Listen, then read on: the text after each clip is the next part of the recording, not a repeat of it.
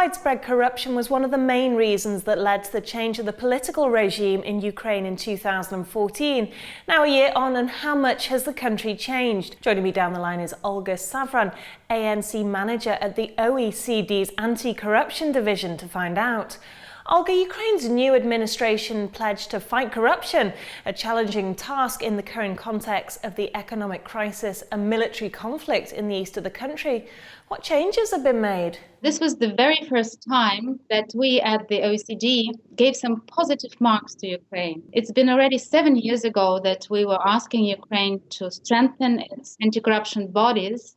And only last week, the president has finally appointed the head of the newly established Anti-Corruption Bureau. We have also been recommending to Ukraine to reform its anti-corruption legislation. We've been criticizing Ukraine for major loopholes in the legislation for the past 10 years. And again, it was only in October last year that those holes were covered. And now we can say that Ukraine is more or less compliant with international anti-corruption standards. There's a lot of positive development, but so far most of them are paper development. What was the underlying cause of the corruption, and what effect did it have on Ukraine's economy? All the economic figures are devastating and shocking. Many people in Ukraine and many people outside Ukraine, such as OECD, believe that Ukraine was one of the reasons for this current sad situation in the Ukrainian economy. The extremely unreasonable use of public resources and major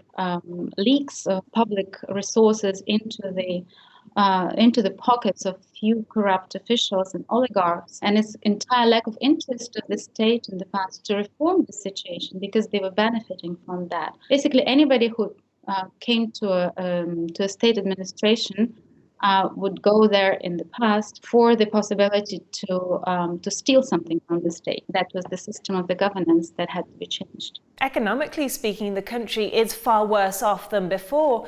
So would it perhaps have been better to turn a blind eye? Well, I think what we're having now in the economy of Ukraine is because we had a blind eye turned for too long. Sometimes people are saying that corruption is like cancer that spreads through the body and affects and eventually kills the patient. And I think Ukraine is close to that state now. It's because the government and the public also didn't control corruption for such a long time that we are now in this situation. If we had waited another day, Ukraine would have been dead. Corruption tax is also an issue in Ukraine. How rife is this, and what's the impact? In Ukrainian, we could say that they milked the cow too much. The cow has died almost. Unfortunately, we don't see any major improvements, even already with the new administration. Even today, a year after the revolution, the private sector people are saying corruption didn't get less, in fact it got worse. They named the tax service as the highest corrupt public administration in Ukraine. So in direct or in indirect way, the corruption tax remains very, very high and strangles the private sector. For foreign investors looking towards this part of the world, what sorts of things should they consider? And is it even wise to entertain such an idea? Of course, they should be extremely careful now, especially when with the growing strength of enforcement of the FCPA and the UK Bribery Act, and generally stronger enforcement efforts against foreign bribery. Any investor operating in Ukraine will be exposed to major corruption risks. Preventing corruption in the operation of the foreign investors is the must. For clean and investors with high integrity of their business operations, it would be a very good moment to come to Ukraine because they would contribute to the major effort to fight corruption in the country. And there are also new emerging